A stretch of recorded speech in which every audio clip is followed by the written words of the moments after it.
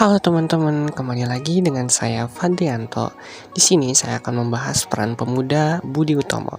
Namun sebelum itu saya akan menjelaskan sedikit tentang profil saya dan juga profil sekolah. Sekolah SMA N 111 Jakarta adalah salah satu pendidikan dengan jenjang SMA di Penjaringan, Kecamatan Penjaringan, Kota Jakarta Utara, DKI Jakarta. Dalam menjalankan kegiatannya, SMA N 111 Jakarta berada di bawah naungan Kementerian Pendidikan dan Kebudayaan. Nah, alamat SMA N 111 Jakarta itu berada di Jalan Bandengan Utara nomor 80, Penjaringan, Kecamatan Penjaringan, Kota Jakarta Utara, DKI Jakarta dengan kode pos 14440. Fasilitas yang disediakan oleh SMA N 111 Jakarta menyediakan listrik untuk membantu kegiatan belajar mengajar. Sumber listrik yang digunakan oleh SMA N 111 Jakarta berasal dari PLN. SMA N 111 Jakarta menyediakan akses internet yang dapat digunakan untuk mendukung kegiatan belajar mengajar menjadi lebih mudah. Provider yang digunakan SMA N 111 Jakarta untuk sambungan internetnya adalah Telkom Speedy. Nah, jam pembelajaran di SMA N 111 Jakarta dilakukan pada sehari penuh. Dalam seminggu, pembelajaran dilakukan selama 5 hari. Nah, berikutnya adalah profil saya. Nama lengkap saya adalah Fadlianto. Hobi saya adalah bernyanyi. Tempat dan tanggal lahir saya di Jakarta 18 Mei 2004. Alamat jalan saya adalah Pluit Dalam, RT 1 RW 8, Penjaringan, Jakarta Utara. Oke, langsung saja kita bahas ke materi tentang Budi Utomo. Nah, sebelum itu aku akan menyebutkan para pendiri Budi Utomo dulu nih teman-teman. Mungkin dari beberapa kalian ada yang belum tahu dan siapa sih para pendiri Budi Utomo itu. Nah, di sini saya akan menyebutkan satu persatu siapa pendiri Budi Utomo tersebut. Nah, yang pertama ada Sutomo, kemudian ada Gunawan Mungkusomo, ada Soeraji Gondosoewarno, lalu ada Angka Prosedirjo, Muhammad Sulaiman, RM Gumbrek, Muhammad Saleh, dan M. Soewarno. Latar belakang Budi Utomo.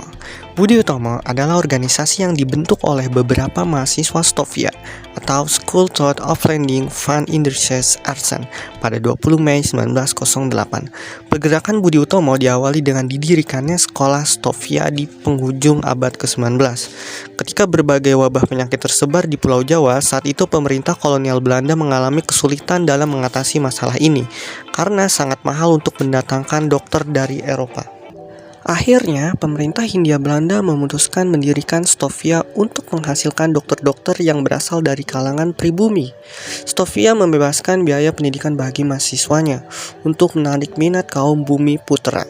Tidak hanya melahirkan dokter yang cakap dalam bidang kesehatan, Stovia juga berperan menjadi tempat persamaian para remaja-remaja pribumi dalam menumbuhkan semangat nasionalisme.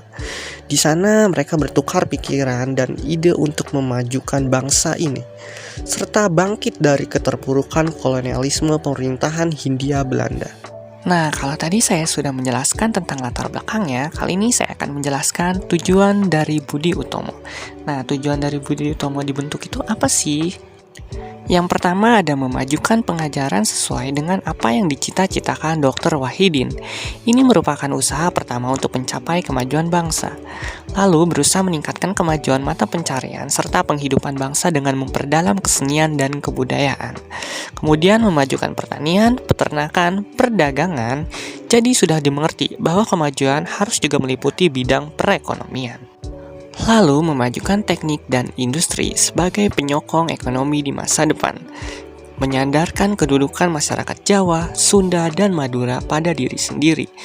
Dan yang terakhir ada menjamin kehidupan sebagai bangsa yang terhormat. Akhir dari Budi Utomo. Meskipun Budi Utomo memiliki peranan penting dalam pendidikan, namun perkembangan organisasi ini tidaklah pesat. Organisasi ini hanya berfokus pada Jawa dan Madura saja. Pada waktu yang sama, organisasi yang berkembang di Indonesia juga ada Sarekat Islam, di mana SI terbuka secara keanggotaan bagi kalangan masyarakat tanpa ada batasan wilayah. Hal ini mengakibatkan organisasi Budi Utomo mengalami kemunduran.